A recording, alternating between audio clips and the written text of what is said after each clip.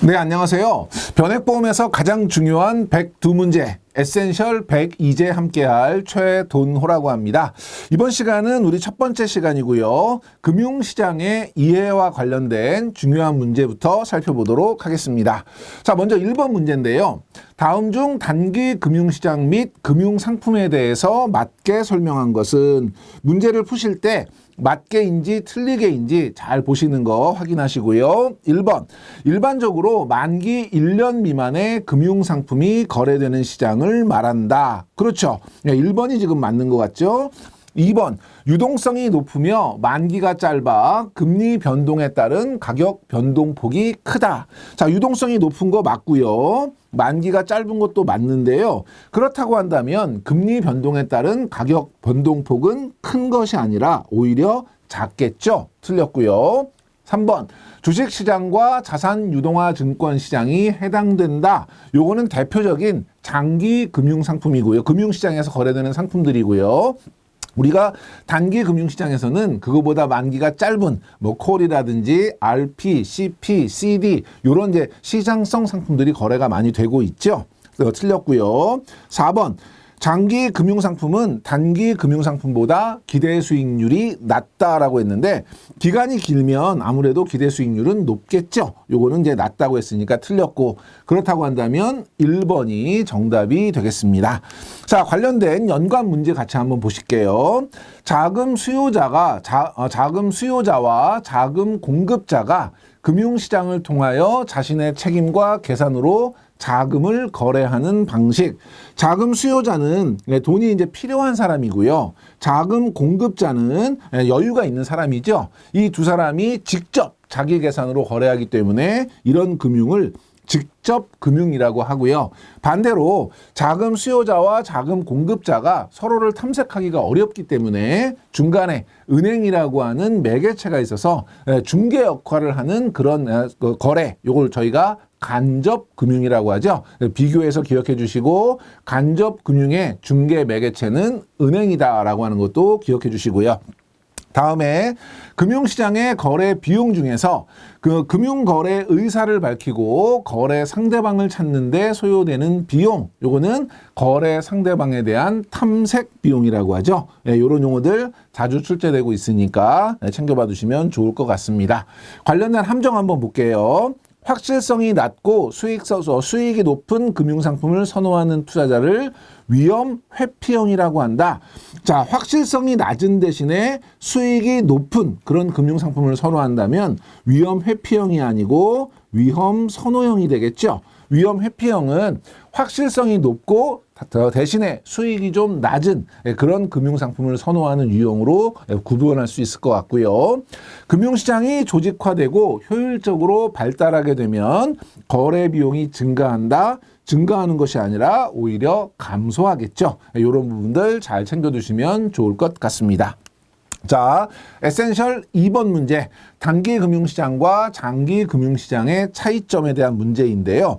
다음 중 장기 금융시장에서 거래되는 금융상품에 대한 설명으로 이번에는 틀린 것입니다. 1번, 거래가 대규모로 이루어지기 때문에 단기 금융상품에 비해서 유동성이 높다라고 했는데, 거래가 대규모로 이루어지지도 않고요. 이건 이제 단기 금융시장에서 주로 대규모로 이루어지게 되고, 그렇기 때문에 단기 금융상품에 비해서 유동성은 상대적으로 낮겠죠. 아무래도 장기 상품들은 만기가 길기 때문에 유동성은 낮다고 할 수 있고요. 두 번째, 만기가 길어서 금리 변동에 따른 가격 변동 위험이 크다. 이건 맞는 지문인 것 같아요. 3번, 신용도가 낮은 기업도 채권을 발행하기 때문에 채무 불이행 위험이 존재한다. 이것도 맞는 것 같고요. 4번, 투자 위험 회피를 위해서 파생 금융상품에 대한 투자를 병행하는 것이 일반적이다. 가격이 올라갈 것으로 예상하면 매수를 하고요. 가격이 떨어질 걸로 예상하면 매도하는 방식으로 투자 위험을 회피할 수 있죠. 이것도 이제 맞는 지문입니다. 그렇다고 하면 정답은 1번이 정답이 되겠습니다.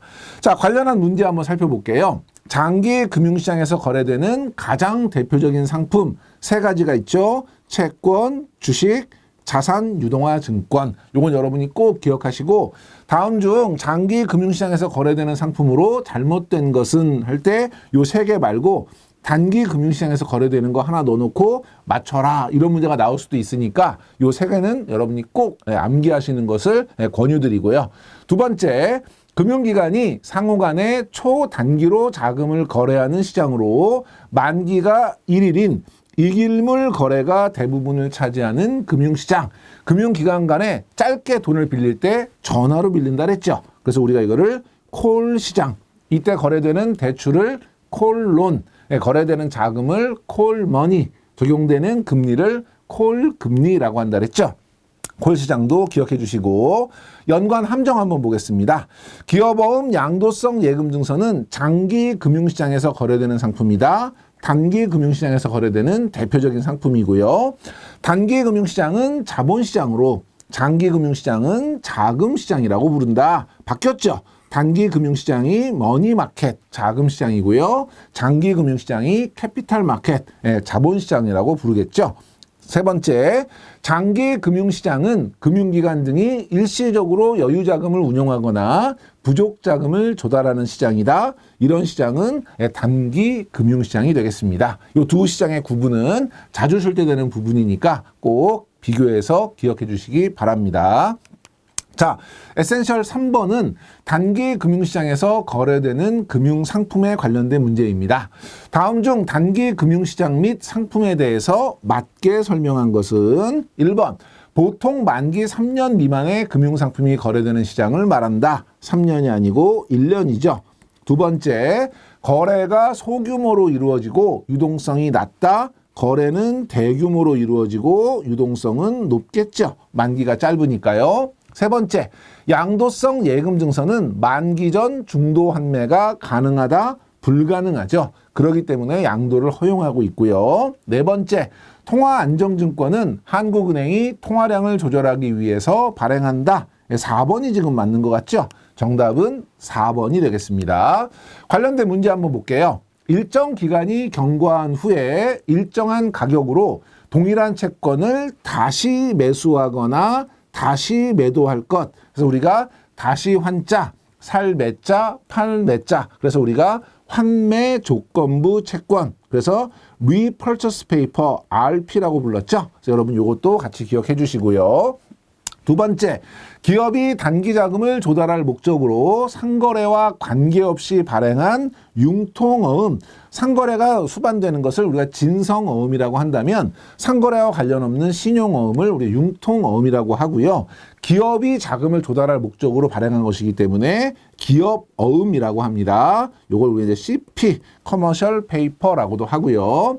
단기사채의 발행 요건은 전자단기사채를 이야기하는 거죠. 발행 금액은 최소 1억 원 이상, 만기는 1년 이내로 발행하도록 하고 있습니다. 여러분 1억 원, 1년 이 숫자도 중요한 숫자니까 꼭 체크해 두시고요. 관련된 함정 한번 보겠습니다. CD는 최단 만기가 3개월 이상으로 제한되어 있는 상품이다. 3개월이 아니라 30일 이상으로 제한이 돼 있죠. 환매 조건부 채권은 예금자 보호법에 의해서 보호받는 금융상품이다. 채권임에도 불구하고 예금자 보호를 받지 못하기 때문에 잘 기억해 두셔야 되고요. 세 번째, 옵션이란 통화나 금리 등의 기초자산의 거래 조건을 서로 맞바꾸어 교환하는 거래다. 키워드 교환은 뭐였죠? 스왑이었고요. 옵션은 키워드가 뭐였죠? 권리. 그래서 의무는 없고 권리만 존재하는 계약이고요. 선물과 선도는 뭐였죠? 실제 인수 또는 인도를 하고 결제를 해야 되는 이런 거래였죠. 키워드 중심으로 다시 한번 잘 체크해 두시기 바랍니다.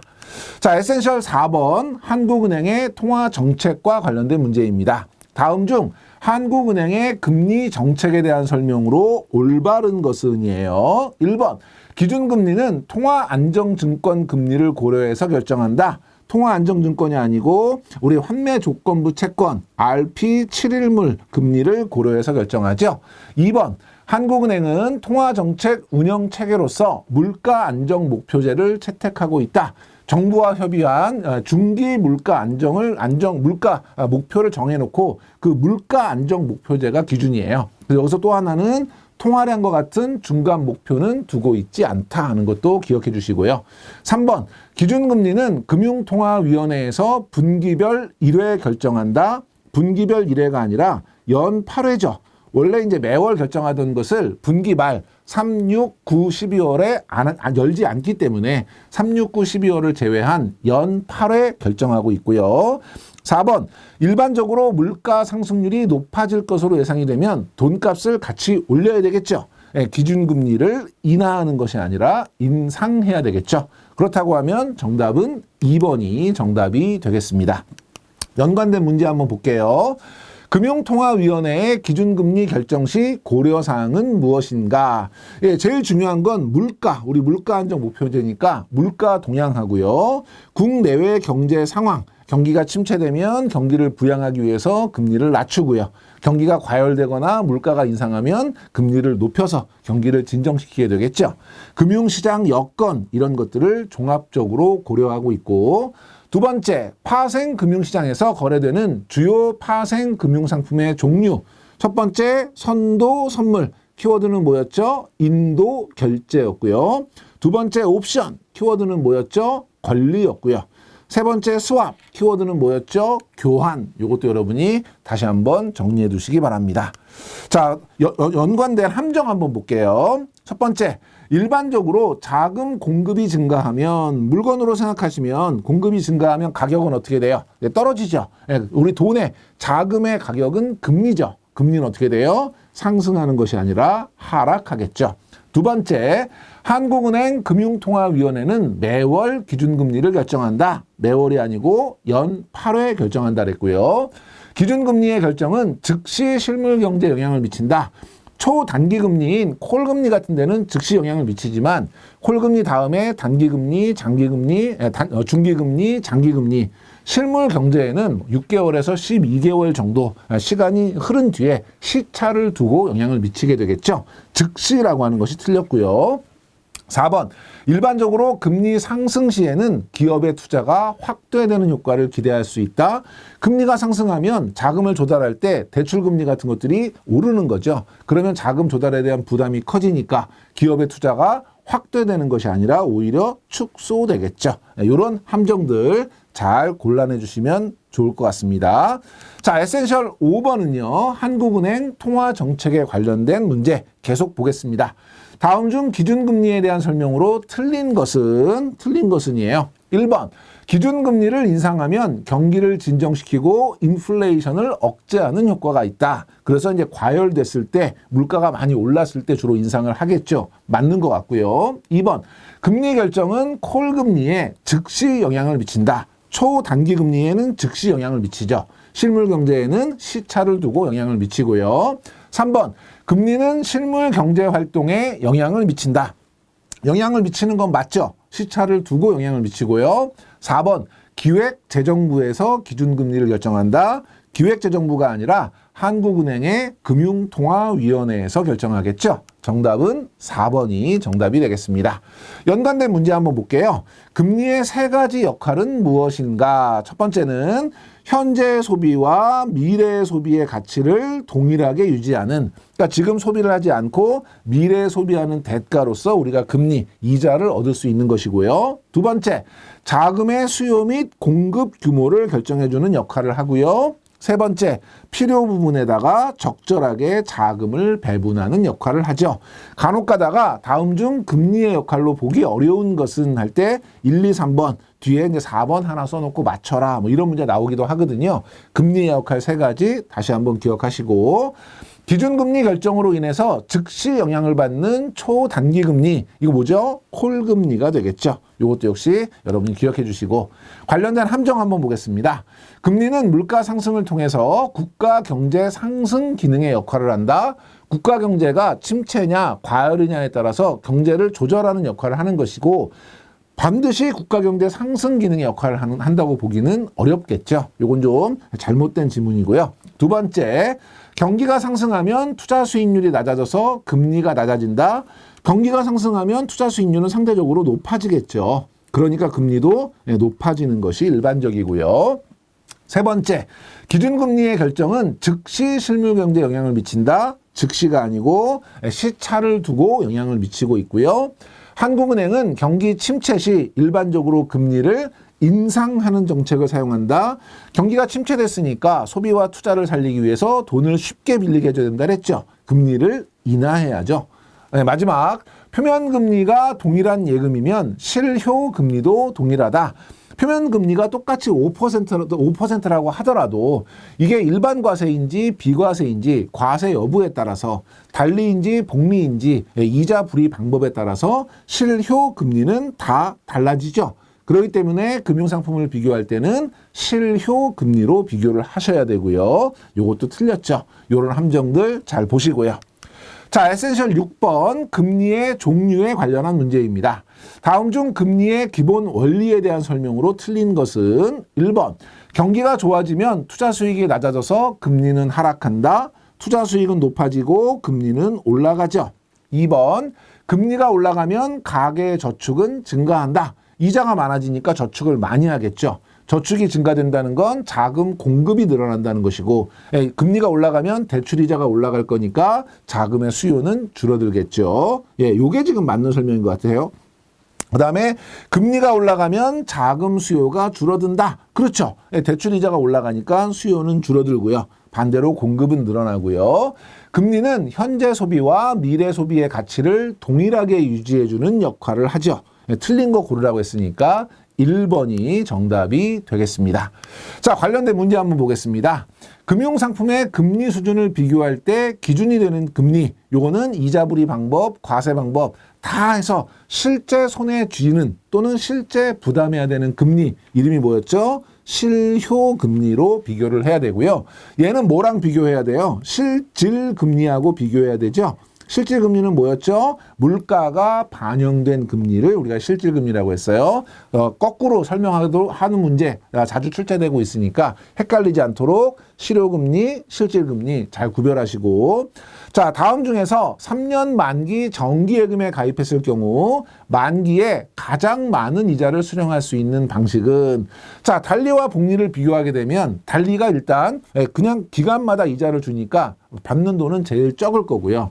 복리는 이자에 다시 이자를 엎어주니까 달리보다는 무조건 많을 건데, 복리를 계산하는 기간이 짧을수록 1년에 한 번 계산하는 것보다는 6개월에 한 번이, 그거보다는 3개월에 한 번이, 그거보다는 매월 한 번이 훨씬 더 많겠죠. 그래서 복리를 계산하는 기간이 짧을수록, 그리고 복리가 달리보다는 무조건 만기 환급금이 많을 거예요.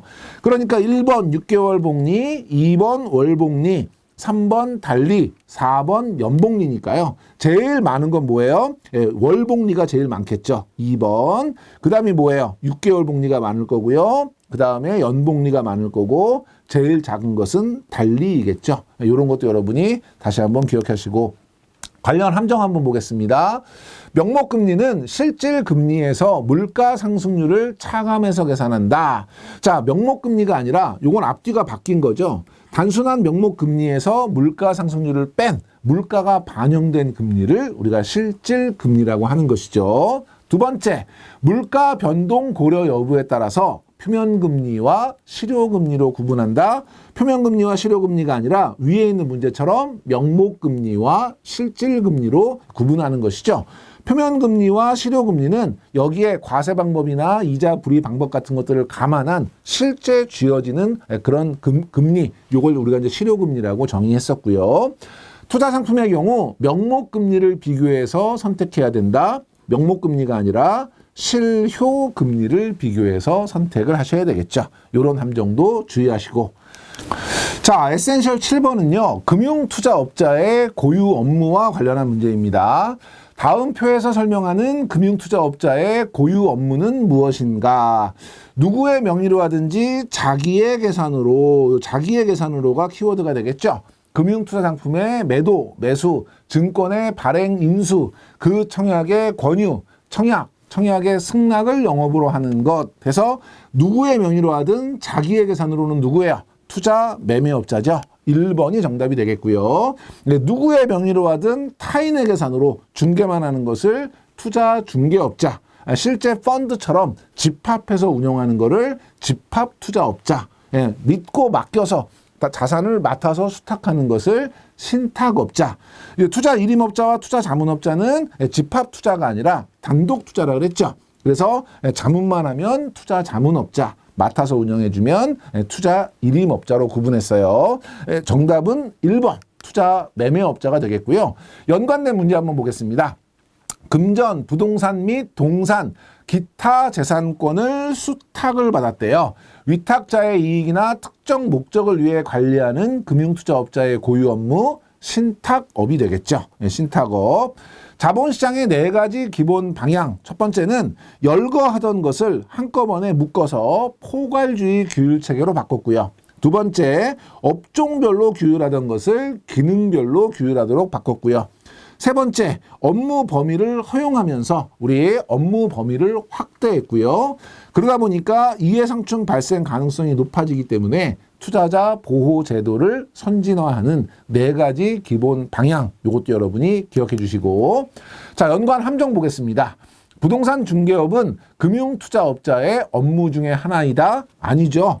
투자 매매업자, 투자 중개업자, 집합투자업자, 신탁업자, 투자 일임업자, 투자 자문업자, 이렇게 6개였죠. 요거는 모두 겸용이 허용되고 있고요. 자본시장법에서는 금융투자업 상호 간 겸용을 금지하고 있다, 허용하고 있다고 말씀을 드렸고, 자산운용회사는 집합투자 상품을 직접 판매할 수 없다. 법률적으로는 직접 판매가 허용되고 있죠. 가능해요. 다만 인프라 때문에 실제 직접 판매하는 경우는 많지 않다. 실무적으로만 알아두시면 되겠습니다. 자, 에센셜 8번은요. 이제 금융상품으로 넘어가서 수신상품, 실적 배당형 상품에 대해서 살펴보도록 하겠습니다. 다음 중 금융상품에 대한 설명으로 맞는 것은 1번. 부동산 투자 신탁은 원금이 보장되는 상품이다. 투자 신탁은 펀드예요. 펀드 중에서 계약 형태의 펀드죠. 펀드는 원금이 보장되는 상품은 없고요. 2번, 생명보험회사는 투자 신탁 상품을 판매할 수 없다. 생명보험회사는 펀드 판매가 가능하죠. 3번, 신탁 상품은 고유 계정과 분리된 별도의 계정으로 운용이 된다. 그래서 우리 신탁 재산별로 관리가 돼야 되고요. 4번, 입출금이 자유로운 유동성 상품은 은행에서만 판매가 가능하다. 우리 CMA라든지 MMF 같은 경우는 증권회사에서도 판매가 가능하죠. 정답은 3번이 정답이 되겠습니다. 연관 문제 한번 보실게요.